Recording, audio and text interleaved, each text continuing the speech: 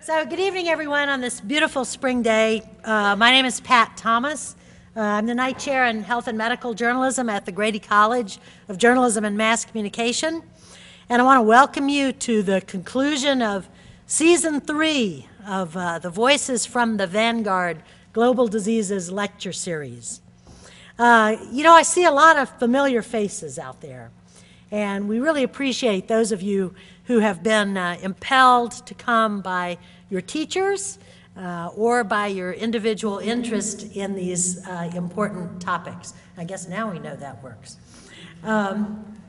These lectures are a collaborative venture between Dan Colley, the director of the Center for Tropical and Emerging Global Diseases at UGA, who's down in the front row, and my programs. And we've just had a great time doing them, and we really appreciate you joining us for them.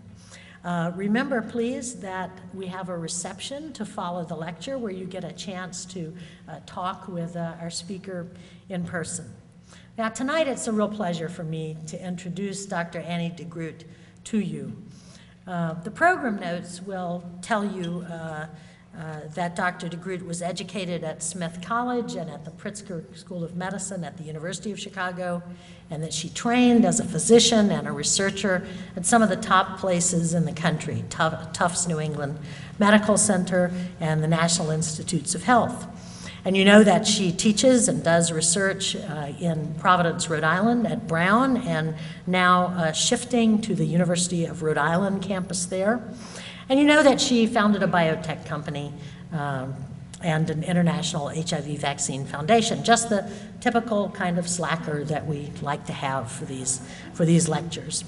But the inside front cover of a program is not near big enough to tell you all the things that you might want to know about this fascinating woman who has been committed not just to science but to social justice for many, many years. And I'm pleased to have known her for about the last 10 of those years. One of the things that you won't really read in any detail here is some of the programs that she's done domestically and internationally that have to do with people who are pretty much disenfranchised in our world. And I'm thinking here about some of the health programs for incarcerated people that Dr. de Groot has been working in for the past 10 years. Along the way, she founded a newsletter and a continuing medical education program to help the healthcare providers who work in prisons do a better job taking care of people with HIV and AIDS. And this little newsletter, which she started, actually has some 14,000 subscribers around the country. And she told me over lunch today that it's also about to lose its funding because, you know, people in prison, they have nothing to do with us. Except the important thing to remember is that most people in prison come out of prison and live and walk among us, and prison is not Las Vegas, and what happens there doesn't stay there, and it does have an impact on the rest of us. On a different front, an entirely different front, Dr. de Groot founded the Gaia Vaccine Foundation, which she started to help create a globally relevant HIV vaccine, not just a vaccine that would be helpful to those of us in industrialized countries, but a vaccine for the world. And furthermore, she wants to do this in a nonprofit model so that the vaccine not only exists, but is accessible to the people who need it. And this is actually not a crazy idea. Back in 2006, the first ever lecturer in the first Voices from the Vanguard lecture series was Victoria Hale, the founder of One World Health, a nonprofit pharmaceutical company. So we know that this can be done. So let's get on with the show. Dr. de Groot is going to talk to us tonight about why it would be an enormous mistake, even given all the bad news you've been reading about HIV vaccine development, to abandon the quest for such a vaccine. Dr. de Groot.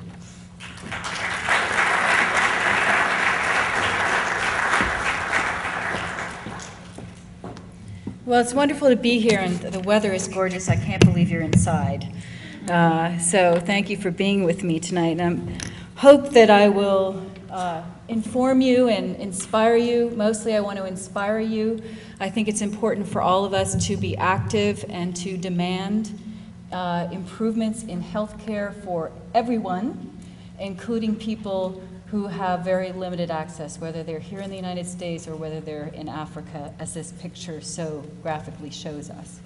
So I'm going to talk about why we shouldn't abandon the ship, and we should stay on course, and we should believe that there can be a new HIV vaccine.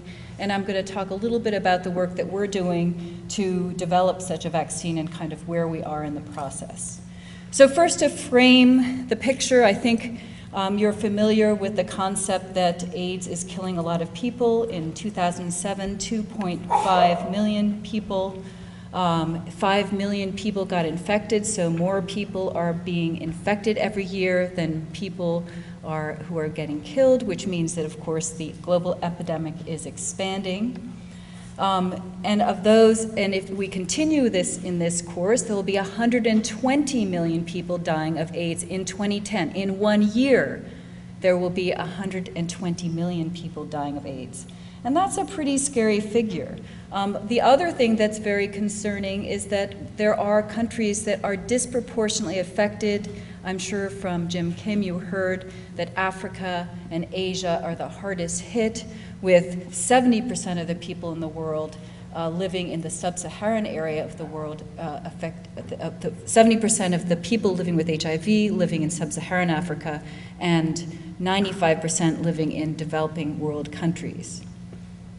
So what else is going on? The children are being affected, and if you go over to Africa and you meet the kids who are bearing babies at the age of 12, you can understand why they might also be at risk for HIV infection. So 700,000 children aged 24 or younger became infected with HIV in 2007, age 14 or younger. And of those, over 90% were babies. And this is actually one of the great tragedies of HIV. That is that HIV-positive mothers who know that they're infected are at risk of transmitting HIV to their babies. And if we know they're infected, there's actually means to prevent that from happening. We know that that's true because in the United States, the number of children who are actively infected with HIV as babies is dropping to near zero. But more than 600,000 babies are acquiring HIV infection in Africa, and that is a huge problem that's completely preventable. So by the end of 2007, the impact on children has been dramatic. 20 million AIDS orphans, which is actually something that we will have to contend with because how those children are growing up in the developing world is unknown. Who is going to be teaching them to become adults? What behaviors are they learning? How are they going to become citizens of this society? And that is something that has to be dealt with as a social disaster. All of this in the context of the fact that we have treatment for HIV infection. Treatment is